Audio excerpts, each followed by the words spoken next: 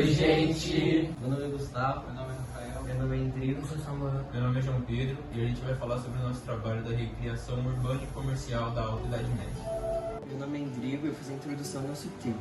Os escritores identificam o movimento de crescimento comercial e urbano no fim da Idade Média como renascimento comercial e urbano. O renascimento comercial e urbano foi parte das intensas transformações que a Europa sofreu nesse período. O crescimento do comércio das cidades só foi possível porque havia muito alimento e possibilitou o aumento populacional. Como o mundo feudal era agrário e rural, as cidades foram entregues à política e a outras administrações. Esse processo resultou em um aumento e um crescimento comercial adormecido desde o fim do Império Romano Ocidental e também um grande crescimento urbano e populacional. O termo renascimento refere-se ao processo de urbanização que ocorreu quando a agricultura estava no seu auge. O historiador Mary Anderson fala de uma cena caracterizada por uma incrível paisagem agrícola e uma vida urbana. É claro que esse processo não aconteceu da noite para o dia. As mudanças do feudalismo foram resultado do que aconteceu entre os séculos XI e XIII.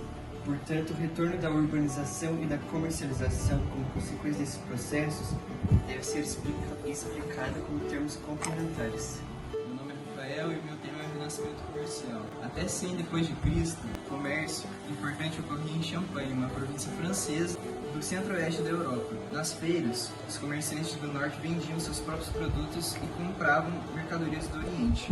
Como resultado, a terra não era a única fonte de riqueza. Surge então um novo grupo social, os comerciantes. O comércio ele voltou com força após períodos turbulentos de guerra e epidemia, impulsionando transações financeiras. Os reis incentivaram a produção de moedas de alta qualidade e no século XIV a Guerra dos 100 Anos e a peste negra impactaram Champagne, levando a uma recuperação econômica na Flandres. Os italianos mudaram suas rotas navegando pelo Atlântico até Portugal, revitalizando o comércio local. No século XII, o norte da Europa agitou as águas do comércio, formando Hanzas e Ligas. Esses grupos de mercadores, unindo o poder de diversas cidades, lançaram-se em transações em grande escala, transformando a paisagem econômica.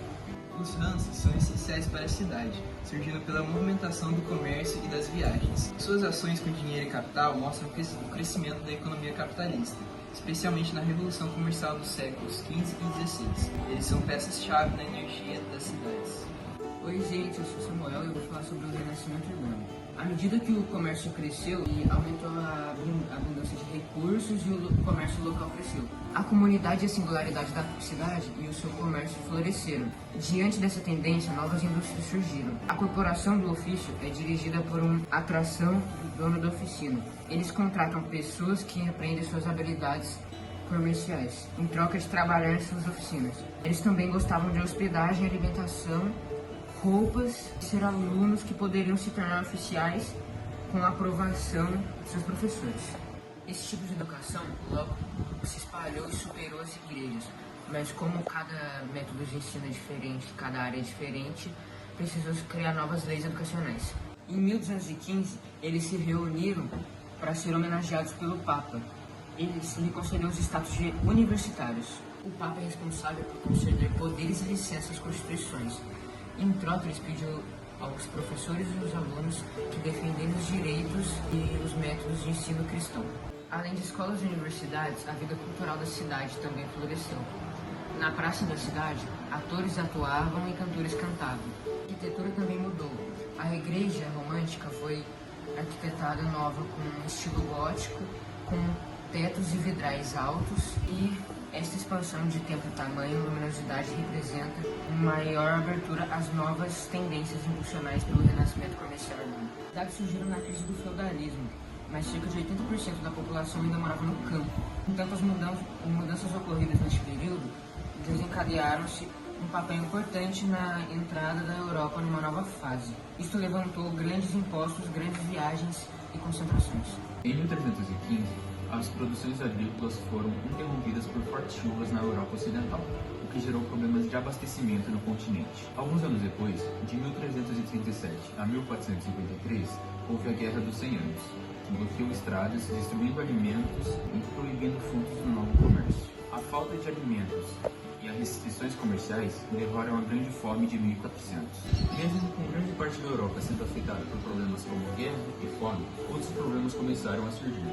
Um deles foi a peste negra, que devastou 1/3 da população. Como a medicina ainda não estava desenvolvida e poucas pesquisas foram feitas sobre o assunto, não se sabia a causa, o tratamento ou se havia cura para a doença. Mas graças às pesquisas microbiológicas do século XIX, foi descoberto que a causa da doença eram as pulgas que as transportavam.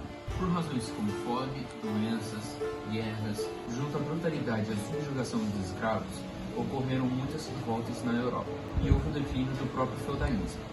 Um exemplo dessas rebeliões que ameaçou os senhores feudais foi a revolta de Jaquerie no norte da Europa em 1385.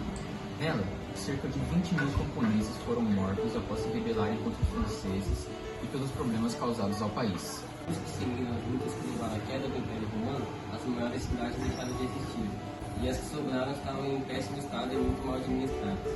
Segundo Legoff, o nascimento e desenvolvimento das cidades medievais se deviam à dificuldade de despertar diversos grupos sociais. Segundo o autor, a urbanização foi influenciada pelas rotas comerciais que ligaram diferentes regiões da Europa e também pela agricultura.